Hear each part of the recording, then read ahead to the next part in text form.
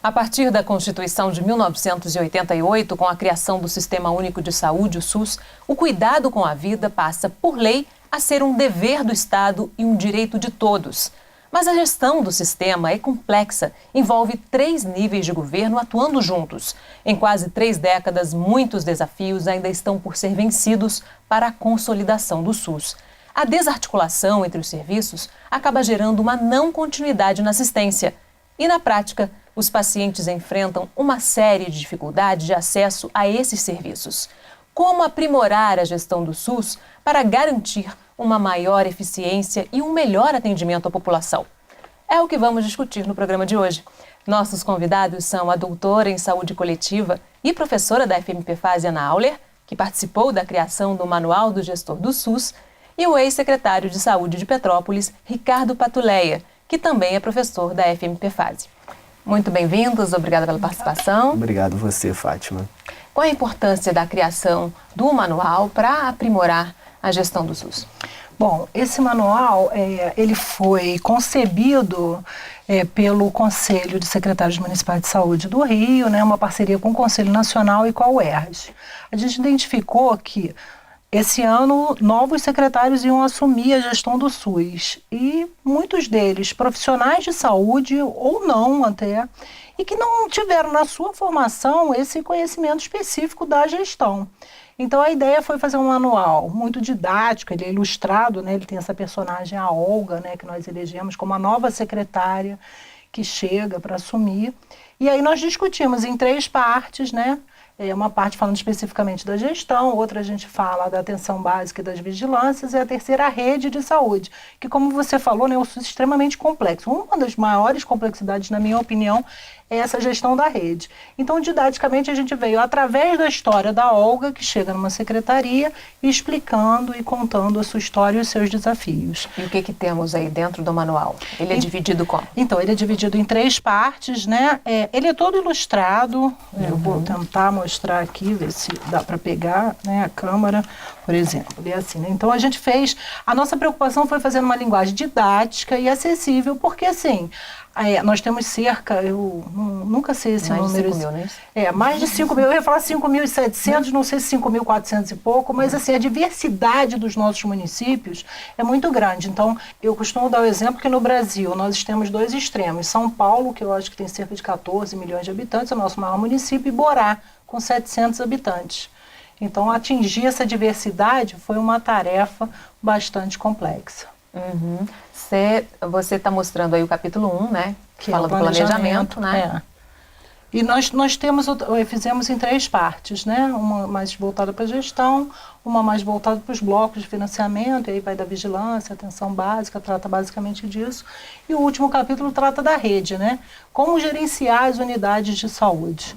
Então é isso, não sei se dá para acompanhar, mas assim, ele foi todo pensado, tem os destaques, tem toda a legislação, né, que é muita coisa para um gestor conhecer, então nós focamos bastante na legislação. Leitura obrigatória para os novos gestores, Ele está disponível no site também, quem não tem acesso ao material impresso, né, o material de capa dura, ele está disponível no site do Conasens. E é feito de forma prática, como você falou. Ele teve um problema, ele pode consultar aí, porque Exatamente. vocês mostram como resolver os principais, né? Exatamente. Inclusive a parte gráfica foi toda pensada para ele se destacar na mesa do secretário. A gente quer que ele fique na mesa do secretário, para o secretário lembrar de consultá-lo. Ricardo, você foi secretário de saúde aqui de Petrópolis. Quais as principais dificuldades que você enfrentou nessa gestão? Então, Fátima, uma das principais dificuldades, primeiro a Ana colocou muito bem, que é gerenciar essa rede complexa de sistema, com várias linhas de cuidado, da criança ao idoso, até a situação de morte a gente tem que gerenciar muitas vezes, né? Então, a gente lida com todas as linhas de cuidados e a rede com todos os ciclos de vida. Mas eu acredito que hoje o principal desafio de um gestor do SUS é lidar com digamos assim, a incapacidade de financiamento, né, se é essa expressão adequada. Eu costumo dar um exemplo do próprio SAMU, né, que é o Serviço de Atendimento Móvel de Urgência. Veja você que, segundo os últimos dados que eu tive acesso, o SAMU possui uma folha de pagamento dos profissionais em torno de quase R$ 400 mil. O Ministério da Saúde manda para financiar o SAMU R$ 81.600, se eu não me engano, se não me falha a memória, o Estado mais um pouquinho, que eu acho que não chega a R$ 30 mil. O restante fica a cargo do município, né? E não é só a folha de pagamento, é a gasolina, é o pneu da ambulância. Por que eu estou dando esse exemplo? Porque esse foi o valor que saiu em portaria lá atrás, quando o serviço foi instituído como política nacional, né? E hoje o valor permanece o mesmo. Não há um mecanismo de correção. Não há um mecanismo de correção, mas nós temos a inflação, nós temos os acordos coletivos que reajustam os salários dos profissionais, nós temos o aumento do valor dos medicamentos, o valor, a correção dos valores, né, dos serviços que os prestadores do SUS fazem. Então, isso é só um exemplo de um pequeno serviço que sofre com problemas no financiamento. Imagina uma rede com a magnitude da nossa cidade, não é uma rede pequena, só de equipes de saúde da família são mais de 40 equipes, temos 81% hoje de cobertura de atenção básica, então é uma rede complexa, é uma rede grande, né? Temos prestadores da grandeza do Hospital Santa Teresa, da grandeza do Hospital Clínico de Correias, então são prestadores também grandes, e eu acho que o maior desafio é adequar as ações da Secretaria de Saúde, desde que não haja prejuízos ao atendimento da população, ao que realmente o governo federal e estadual repassam de verbas e o que o município pode e tem capacidade, no caso de complementar.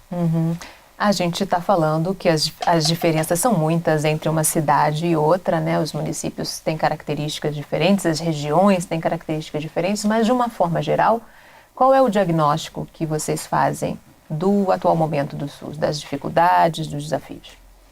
Bom, na minha opinião, a gente está vivendo um contexto extremamente adverso para o SUS, né? Nós vivemos um momento de crise econômica e, infelizmente, nesse momento, as áreas de intervenção do Estado nas políticas sociais, elas sofrem um encolhimento, vamos dizer assim. Então, como o Ricardo colocou, a gente está precisando de mais dinheiro. O cenário de crise econômica é uma das coisas que afeta a saúde da população, né? Eu sempre também digo que a complexidade da saúde é porque ela sofre interferência de diversas áreas. Se a população está sem emprego, está tensionada por uma série de coisas, a sua saúde não tende a melhorar. É um nível de estresse, né? O nível de estresse é um determinante da saúde, não tem dúvida. Então, esse cenário econômico que a gente está vivendo, eu acho que ele já está impactando a saúde. Já há sinalização do governo federal de algumas políticas que também, na minha opinião, tendem a comprometer bastante o funcionamento do SUS, como fim, não quero ser muito técnica para que todos possam compreender, mas a forma como o SUS vem sendo financiado, vai ser mudada no final do ano. Isso pode comprometer, por exemplo, a atenção básica, né, que são o quê? A estratégia de saúde da família, os postos de saúde da família, que é uma coisa muito próxima da população. Então, eu acho que esse cenário que a gente está vivendo, todo mundo deve ficar bastante atento, procurar se informar, para a gente ver que rumo o SUS está tomando, né? É uma conquista muito importante, o SUS, né, é uma conquista muito importante da sociedade brasileira que eu acho que está bastante ameaçado. Ricardo. Fátima, eu vou mais além. Eu acho que um dos problemas do SUS começa na escola. Deveria o cidadão, a Lei de Diretriz e Base de Educação diz que nós devemos formar cidadãos. O SUS ele possui 3 atores principais: o gestor, os prestadores e profissionais de saúde e o próprio usuário. Esse usuário também precisa entender o que é o SUS. Então, as escolas deveriam ter ações transversais sistematizadas, né, para poder ensinar para as crianças, para os adolescentes, não apenas nesses espaços, até nas próprias universidades que não são da área da saúde, o que é o SUS. Se para a população a prioridade é o governante, né, gerenciar bem a saúde, a população também deve estar inteirada sobre o que é o SUS. Então eu acho que isso é importante. E adicionado o que a Ana colocou também, a gente vive um momento de retração econômica desde final de 2014 ali. O Estado do Rio sempre contou, né, com a arrecadação dos royalties de petróleo e, no caso, houve queda da arrecadação, só que os serviços aumentaram. E aí, para manter esses serviços, foi difícil. E aí você imagina, a Ana usou um exemplo, um município como o nosso que tem uma arrecadação própria de X reais. E aí você pega um município menor que conta com o governo do estado para poder financiar a saúde. E aí ele encontra o estado em crise, o estado não repassa. O serviço sucateia, né? Não é possível que nós vamos ter saúde sendo enxergada também como, digamos assim, não como uma questão financeira, mas como uma questão de doação. A história nos mostra que muitos profissionais fizeram história se doando, mas hoje nós não vivemos mais num sistema dessa maneira. Então o SUS precisa de recursos, né? Hoje somente me parece que 5% do PIB o governo federal repassa, né, para a saúde do Brasil inteiro. Não poderia ser 10%. Já houve esse movimento. Então acho que a população precisa entender que muito mais do que discutir problemas na gestão e no funcionamento, a gente tem que discutir além. Quais são as causas disso? Uma das principais causas, além da boa gestão, é o financiamento, sem sombra de dúvidas. Já que você tocou nesse assunto da população, vamos falar um pouquinho da importância de que todo mundo esteja consciente da importância de lutar pelo SUS, né? Até porque, mesmo quem não usa, né, diariamente o SUS, tem um reflexo dele, né? Porque é o serviço público que nivela os demais serviços, né? Todos utilizam o SUS, direta ou indiretamente, né? É importante que isso fique claro. Se eu sofro um acidente na rua, indiretamente, porque hoje eu estou exposto. Eu posso sofrer um acidente na rua, o bombeiro me socorre, a porta de entrada, por exemplo, na cidade é o SUS, que é o Hospital Santa Teresa. Se não estiver funcionando, como eu fico? Então é importante que todos participem, sem contar que a gente tem que ter um espírito coletivo. Eu posso até não usar muito os serviços públicos de saúde, mas outra pessoa, outro cidadão utiliza. Então eu tenho que ter essa visão coletiva também. Um dos princípios do SUS é o controle social, né, que é regulado por lei federal própria. Nós tivemos, né, no último fim de semana, a Conferência Municipal de Saúde. A sociedade civil quase não participou. Eu não vi muita população participando. A gente viu muitos profissionais, ocupantes de cargos de liderança, ou digamos assim, entidades de classe da saúde, mas não vimos a população em geral. É importante que a população lute e veja que o SUS também é um mecanismo de luta, como cada cidadão deve fazer. Lembrando que assim, o setor particular, o setor privado, né, ou a saúde suplementar, como a lei define, ele também é regulado pelo público, né? Eu acho que assim, a gente vive problemas nas duas esferas. E eu queria fazer uma ligação com a sua pergunta e com a fala do Ricardo. Eu acho que no Brasil a gente não tem a cultura de valorizar o SUS. O sonho do brasileiro não é que o SUS funcione, é que ele possa ter um plano de saúde. Isso é muito complicado porque as pessoas vão envelhecendo. E manter um plano de saúde para o nosso padrão de renda no Brasil, quando você passa a ser idoso, é que você mais precisa do plano de saúde, né? Ou do serviço de saúde, aí você não tem dinheiro para pagar. Então, e assim, eu acho também oportuno lembrar que a saúde suplementar, ela dá assistência médica, ela dá o cuidado, mas ela não cuida da saúde. Quem cuida da saúde é o SUS.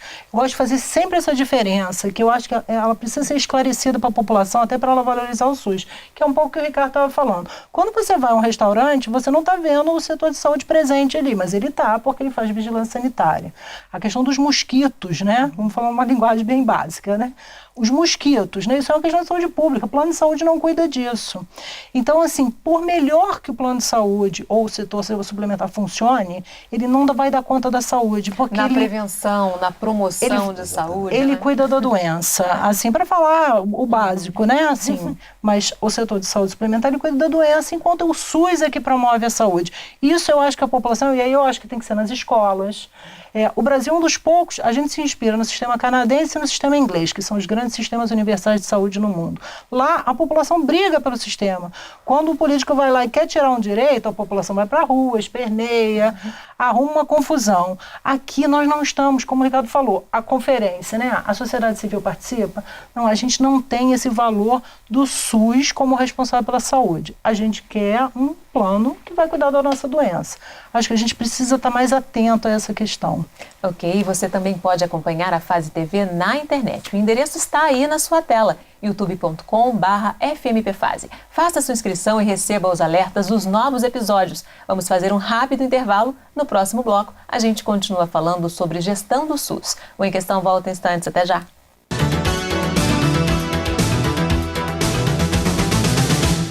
Em Questão. Oferecimento Viterbo Estofados. Nossos móveis, seu estilo.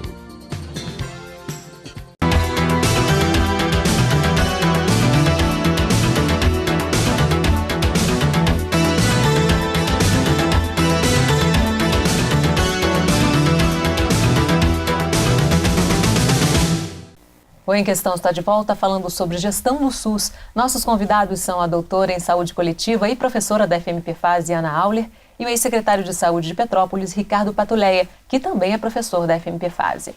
A gente falou muito dos problemas no outro bloco, mas vamos falar de avanços também, né? Vocês consideram que a ampliação da atenção básica através da estratégia de saúde de família foi um dos principais avanços conquistados a partir do SUS? Sem sombra de dúvidas, né? A implantação do modelo da estratégia saúde da família e da ampliação da atenção básica é o símbolo do remodelamento da assistência à saúde no Brasil. Por quê?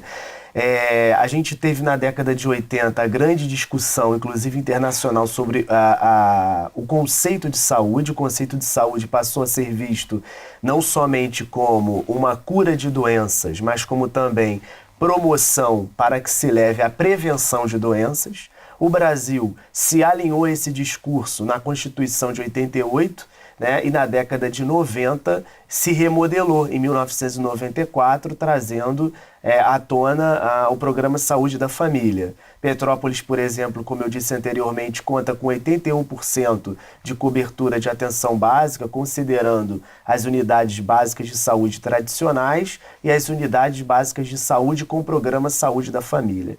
Então, qual é essa diferença toda? Né? É que a unidade básica de saúde se aproximou das pessoas, se aproximou das comunidades. Parou-se aquele modelo biomédico e curativo de que eu passo mal, eu pego uma condução, chamo uma ambulância e vou para um hospital mais próximo. Não. Agora eu tenho um posto na minha comunidade que não me faz apenas me tratar quando eu tenho uma doença, mas que eu procure o posto para saber como eu previno as doenças, onde eu jogo lixo para evitar que o ambiente seja um fator determinante, digamos assim, no surgimento das doenças, e por aí vai. E as pessoas vão à unidade básica de saúde, as mulheres são um símbolo muito forte disso, fazer o seu preventivo. É um procedimento de saúde? É um procedimento de saúde, mas é um procedimento que visa a promoção e a prevenção. Porque a partir do momento que eu monitoro essa mulher e ela faz o preventivo, vem os resultados, eu consigo diagnosticar precocemente uma normalidade e agir. E eu consigo também prevenir qualquer agravo maior na saúde dessa mulher. Então, obviamente, a unidade básica de saúde, a saúde da família também, aproximaram, né, digamos assim, o serviço público de saúde da população e das comunidades. E entra aí a missão de promover a saúde, né, e de prevenir, que é muito mais do que só tratar a doença, né, que é um custo muito mais alto para a pessoa, que vai ficar com uma doença grave, né, e para o próprio sistema, né, que combater essa doença grave depois, com riscos para a saúde, para a vida dessa pessoa, é muito mais caro, né? Como professora, vou recorrer à teoria, né? Todas as teorias sobre sistemas de saúde vão dizer que algo em torno de 85% dos problemas, ou vamos chamar assim, ampliar, as questões de saúde do indivíduo são resolvidos na atenção básica ou na atenção primária para alguns. A gente tem que lembrar, e aí a gente está falando um pouco de gestão no programa, que oferecer serviços é mais barato também para o sistema. Então, além de você atender melhor as necessidades, resolver 85% dos problemas, o custo diminui. Eu acho que a gente, nas últimas décadas, a gente no Brasil vivenciou uma expansão significativa e importante. Eu acho que o modelo já mostra algumas deficiências e alguns municípios, até o próprio município do Rio, já organizou a atenção básica de uma outra forma. Outras experiências estão sendo criadas no Brasil. Eu acho que, inclusive, aqui no nosso município a gente precisa conhecer essas outras experiências e construir o nosso próprio modelo. Mas não há dúvida de que esse é o caminho, né? A expansão e o fortalecimento da atenção básica. A forma como isso vai sendo feita é que pode variar um pouco de situação para situação. Mas é importante ressaltar que, sem dúvida alguma, o caminho é pela atenção básica, né? Mas por isso o nome rede. Então, vou dar um exemplo bem característico. É um problema crônico que a gente tem hoje. A pessoa ela tem uma dor abdominal, ela vai no posto, né? O médico suspeita de uma pedra na vesícula. Essa pessoa precisa fazer uma ultrassonografia. Isso aí já é praticamente, se aquele posto ele não tiver um modelo de clínica da família, que é o que o Rio de Janeiro adotou, se for uma unidade básica de saúde, sem esses equipamentos, digamos assim, essa pessoa vai precisar recorrer à atenção secundária, que seria fazer esses exames, né? Então perceba como é necessária a articulação da rede. Por quê? Se essa pessoa ela não consegue acessar a atenção secundária para ter o seu problema revelado, de saúde revelado, ela começa a recorrer a outras fontes da rede, como por exemplo as urgências e emergências. Ela não está numa situação de urgência e emergência, mas para ela recorrer a esse serviço é muito mais pragmático, rápido. Então é necessário que, além da atenção que com a atenção básica haja uma comunhão de serviços que tenham nascimento com a atenção básica. Isso é importante. E aí a gente entrou numa das principais mazelas, digamos assim, do SUS, que é não ter conseguido ainda essa articulação efetiva da rede, né? O desafio é que o Sistema Único seja realmente único nesse sentido de conversar e de todos estarem articulados, né? Eu vou recorrer a um exemplo que eu acho que explica muito a saúde, né? Um dos setores extremamente complexos é a educação, né? Uma das políticas sociais mais importantes. Quando você pega a rede da educação, eu explico assim para os meus alunos. A criança vai para a creche, depois ela vai para a escola, aí ela vai, ensino fundamental, médio, coisa e tal. Para quem tem oportunidade, vai para o ensino superior e pronto. Eu não conheço ninguém que saiu da faculdade e foi para a creche, você conhece? Pois é, só que a rede de serviço de saúde, ela não é assim. Você vai à unidade básica, depois você vai ao especialista, você vai à UPA, aí você volta para tomar uma vacina, depois você começa nascendo no hospital, que hoje em dia quase ninguém nasce em casa, você nasce no hospital e depois volta para a unidade básica. Então, esse fluxo de pessoas, isso gera uma complexidade gigantesca, que nenhum setor, né, por mais que a educação seja complexa e tenha as suas peculiaridades, nenhum setor tem essa complexidade da rede de serviços de saúde. Acresça-se a isso que muitas vezes a unidade, uma é do município, outra é do estado, né? A gente tem pacientes aqui que vão para o Rio se tratar em unidades federais ou numa unidade estadual. Então, isso tudo faz com que fique extremamente difícil. Isso é uma equação, eu acho, Ricardo, que assim, um dos desafios que a gente tem no Brasil é fazer essas redes funcionarem. Certamente. São pouquíssimos os municípios, pelo menos que eu conheço, que conseguem trabalhar em rede deram mesmo. conta desse desafio, porque a rede não se esgota no município. Eu posso ter aqui em Petrópolis funcionando muito bem, mas, por exemplo, o Hospital Alcides Carneiro ele é referência de neonatal para toda a região serrana. Então, as regiões se complementam também. O Estado complementa e a União complementa. Então, você pega um paciente do Acre, ele vem ao Rio de Janeiro, às vezes, se tratar num instituto de referência. Então, esse é um dos grandes desafios. Por isso eu falei, um dos capítulos do Manual do Gestor é sobre rede, dada a complexidade desse tema. E que profissional é formado para lidar com isso? Nenhum, não há graduação que forme para lidar com esses desafios. Isso é uma formação que vem depois. E aí entramos na questão do gestor, né? Quase todos os gestores de saúde no Brasil, em grande parte, eles são formados na prática, né? Por indicação política, não tem uma formação de gestão em saúde, né? Isso afeta essa gestão, né? Não, sem sombra de dúvidas. E por que isso acontece? Porque hoje nós vivemos no Brasil a temática da judicialização da saúde, né, que tem N explicações, né, que a gente não está abordando aqui agora. Essa judicialização da saúde, né, aliada a esse subfinanciamento e as questões de próprias dificuldades da rede, de gerir a rede, afastam as pessoas que poderiam assumir esses notórios cargos de secretários de saúde, afastam os técnicos e agentes políticos e aproximam só os agentes políticos. né? Nós temos bons exemplos de que há secretários de saúde engenheiros, há secretários de saúde, entre outras profissões. Não que ele não possa ser um secretário de saúde, mas essa é uma explicação, né, digamos assim, bem simples e gera problemas de que cada vez menos técnicos e agentes políticos têm ocupado esses cargos. Qual é o problema? A pessoa tem que gerar assessorias técnicas para lhe dar todo um cabedal técnico, né, para que ele possa, digamos assim, no mínimo gerenciar e entender um pouco o sistema, né? Então não parte diretamente dele, ele tem que estar sempre consultando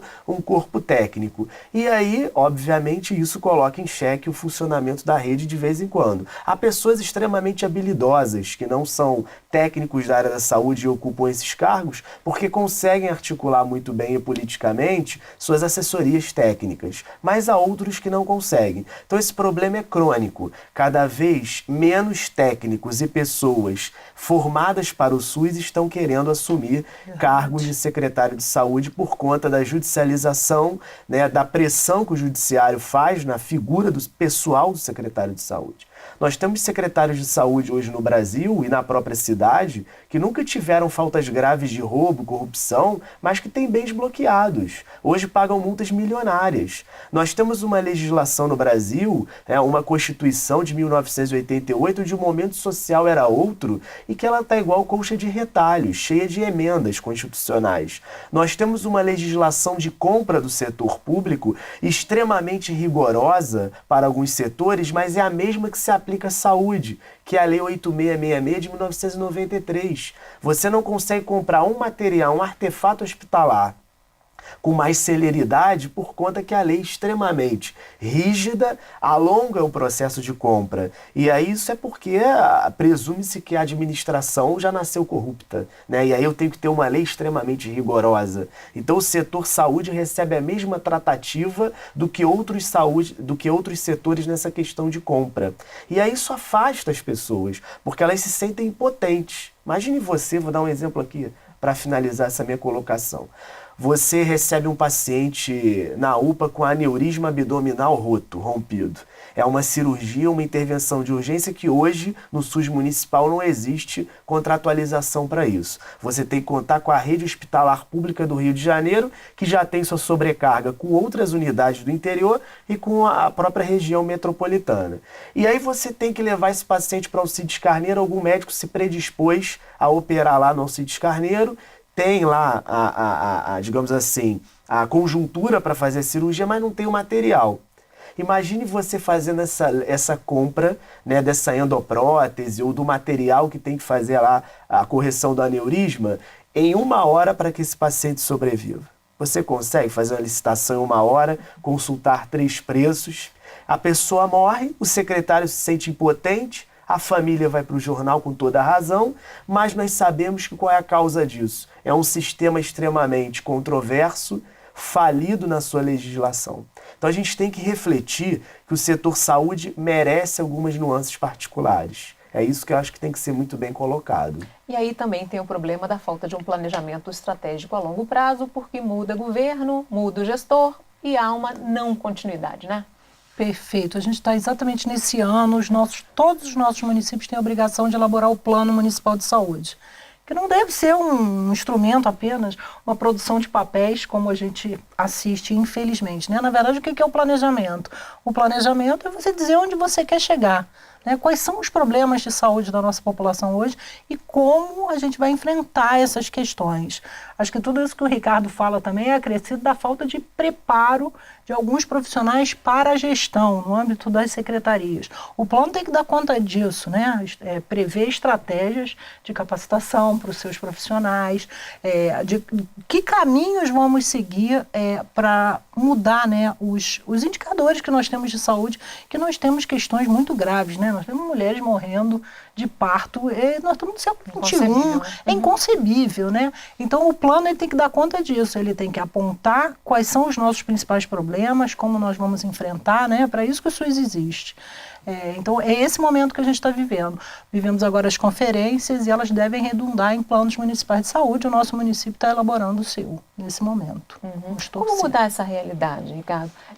Para a gente passar dessa questão sempre cortada, cada mudança de governo, para ter um planejamento realmente a longo prazo, uma gestão mais uniforme? Primeiro, a gente precisa, de uma vez por todas, dissociar o termo política de política partidária.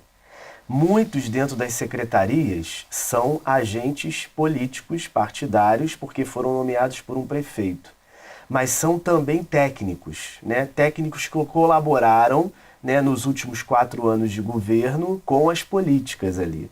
Né? E aí você tem um momento de transição onde se muda. Imagine você, vamos fazer uma analogia com a seleção brasileira. Estamos no ano pré-Copa. Você muda o time todo no andamento de um jogo.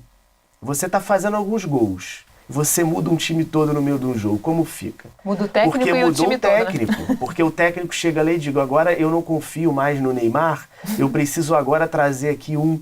Né? Mas o Neymar é um bom jogador. E aí o que eu faço? E aí nós vivemos esse problema que não é só aqui, esse problema é crônico no Brasil inteiro. É o que eu acabei de falar, a saúde pode ser vista até como política, sim, porque a política está presente em todas as nossas situações sociais. Mas precisa haver essa dissociação. Eu preciso ter esse discernimento, esse amadurecimento, que eu não posso trocar todo um time em campo em andamento. Então nós vivemos primeiramente esse problema crônico no Brasil afora. Segundo, o que a Ana acabou de falar, os planos de saúde. Nós precisamos ter planos municipais de saúde, planejamentos que não sejam utópicos, que trabalhem a realidade. A gente vive hoje uma indisposição financeira muito grande. Foi apresentada na conferência que dos 300 milhões de orçamento público municipal destinados à saúde, 198 milhões são para a folha de pagamento. O saldo restante é para manter a rede, que não se pode fazer novos investimentos. Claro que nós não podemos negar a crise seríssima que nós vivemos. Então nós temos que manter a rede que tem e fazer um reestudo dos custos disso.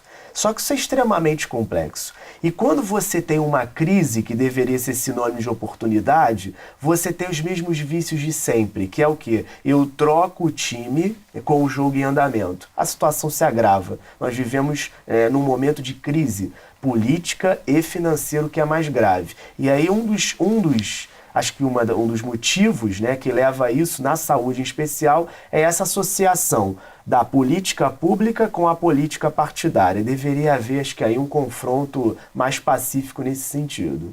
Uma dissociação disso, né? Com certeza. Uma separação mesmo. Sem dúvida. Ok, e se você perdeu um pedacinho do programa ou quer compartilhar o episódio, passa lá no youtube.com/FMPfase. Vamos fazer mais um rápido intervalo. No próximo bloco, a gente continua falando sobre gestão do SUS. O Em Questão volta em instantes. Até já.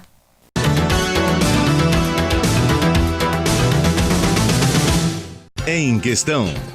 Oferecimento Viterbo Estofados. Nossos móveis. Seu estilo.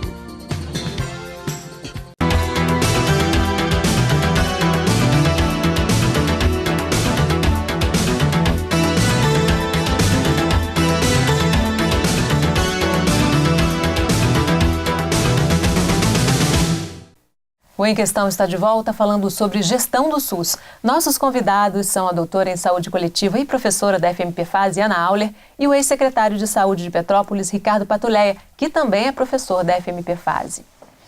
Faltam recursos, mas também os recursos que são investidos, muitas vezes, são usados de forma inadequada, né? Não tenho dúvida disso. Por exemplo, você está em casa, então você está vendo que sua renda caiu, que você tem que apertar o seu orçamento. Uma das primeiras coisas que você faz, que é simbólico, fala com seus filhos. Fica menos no chuveiro, paga a luz quando sair do quarto, né? Como que nós encaramos isso nas unidades de saúde? Será que aquele profissional que está ali no dia a dia, ele tem sentimento de dono sobre o SUS? Será que ele economiza energia? Será que ele passa o remédio adequado, mas não é aquele remédio top que precisa realmente de despender mais dinheiro? Será que aquele médico está prescrevendo adequadamente ao SUS? Isso é um problema crônico também que precisa ser vencido. E parte disso é porque as remunerações dos profissionais, elas são fixas. Elas não são alinhadas com metas de gestão também. Fátima, é muito errado a gente achar que o único gestor do SUS, a gestão do SUS está centralizada na figura de um único secretário. Não é isso. A gestão do SUS ela é uma cooperação, inclusive, com o profissional. E é cooperação também com o cidadão, que recebe o seu remédio e muitas vezes não faz uso do remédio que recebeu. A gente pega muito, eu já orientei um trabalho de conclusão de curso aqui, usuários que não tomam os seus remédios para combater a pressão alta, porque dizem que só o tomam quando tem dor de cabeça. E aí quando eles vão parar numa unidade de emergência, eles já estão com infarto ou com AVC. E aí eles precisam de um leito de CTI. Né?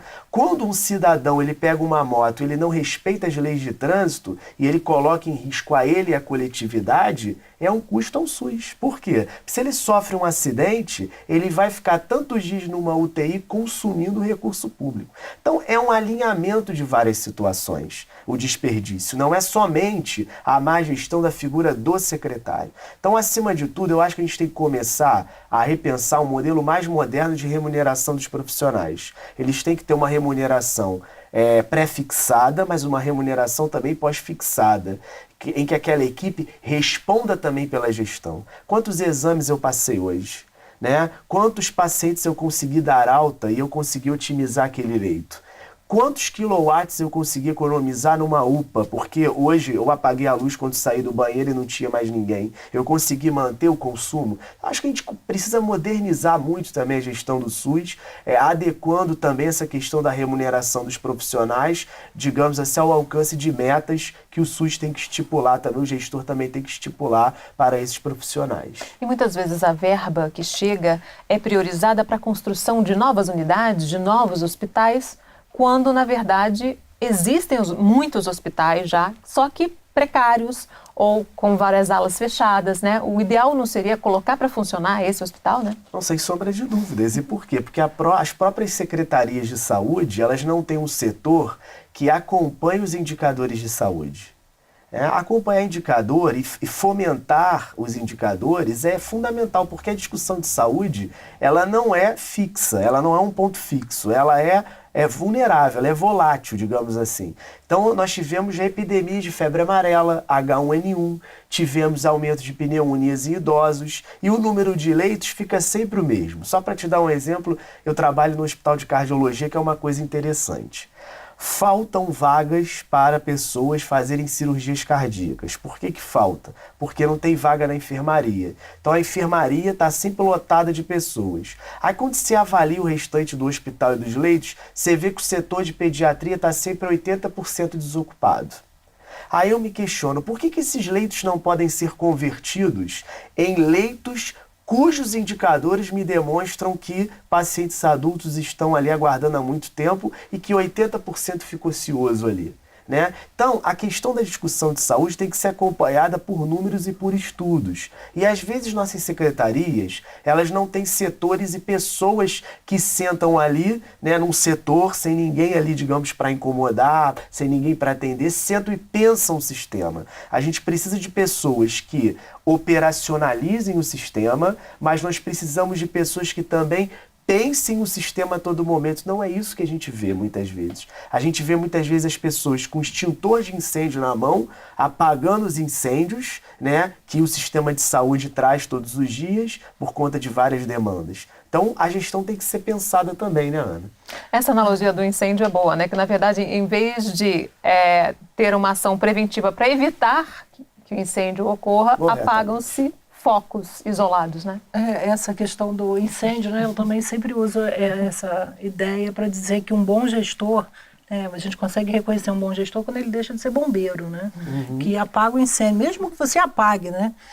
Eu acho que assim, os desafios de gestão do SUS passam pela capacitação, né? Eu acho que gestão é uma coisa que se aprende. Infelizmente, no SUS, as pessoas aprendem fazendo. Os secretários aprendem quando eles estão sentados na cadeira. Só que eles estão lidando com a vida das pessoas. O profissional de saúde não tem, na sua essência, a formação para a gestão. A enfermagem é a categoria profissional que recebe um conteúdo maior de gestão, mas isso não lhe habilita a lidar com o SUS e com a sua complexidade. Por exemplo, a questão do financiamento do SUS. Às vezes, está se abrindo unidades de saúde porque o dinheiro que vem para abrir, não vem para custear. Então, o financiamento do SUS já é uma matéria complexa por si só, que as pessoas não dominam. Como você começou o programa, o SUS ele tem financiamento tripartite, ele é financiado pela União, pelo Estado e pelo município. O Estado do Rio está quebrado, outros estão mais ou menos, mas tem estados que estão em melhores condições fazendo a sua parte do financiamento. E o que cada um disponibiliza de dinheiro? A administração pública é complexa por si só e ela é diferente da administração privada. O quanto as pessoas que estão à frente da nossa administração pública compreendem o que elas estão fazendo, né? Então, eu acho que são conteúdos muito próprios que as pessoas têm que aprender antes de sentar lá. Porque quando ela senta lá, ela é responsável pela minha, pela sua e pela vida de quem está nos assistindo. Então, você não pode sentar numa cadeira que você não está preparado para assumir os desafios. Então, eu acho que a gente precisa investir nisso, as pessoas terem consciência disso, terem consciência, acho que a gente explorou bastante nesse programa, né? Acho que as pessoas que estão nos ouvindo têm noção da complexidade que é um sistema de saúde. Então, a gente precisa preparar os nossos profissionais, né, para trabalhar com indicadores, como você falou. No Brasil, a gente já teve uma legislação que só permitia que se assumisse o hospital público, né, só se pudesse dirigir o hospital público quem tinha formação na área de gestão, que pode ser qualquer um, pode ser um engenheiro, pode ser um profissional de saúde, pode ser qualquer pessoa, tem que ter formação na área de gestão. Essa legislação retrocedeu, isso não é mais uma exigência. Então, o secretário de saúde pode ser qualquer um. A Secretaria de Saúde de Petrópolis, nós temos um secretário, como você disse, ele não é o único responsável. Hoje nós temos 5 superintendências lá responsáveis pelas áreas, né? Eu acho que é isso que a gente tem que discutir e a população tem que estar sensível a isso, né? O SUS não é uma política desse ou daquele governo, como o Ricardo bem disse. O SUS é uma política de Estado, ela está inscrita, foi uma conquista que o povo brasileiro teve, está inscrito na Constituição Federal. A gente precisa cuidar disso, a gente precisa ter pessoas preparadas para esse desafio que é muito grande. A Ana falou dessa questão da verba que já vem carimbada, né? Tem que ser para uma nova unidade e não para manutenção. É uma distorção isso, né? E você estava no intervalo falando comigo, né? Que tem hospitais que tem alas inteiras fechadas, né? Parece uma coisa fantasmagórica, né?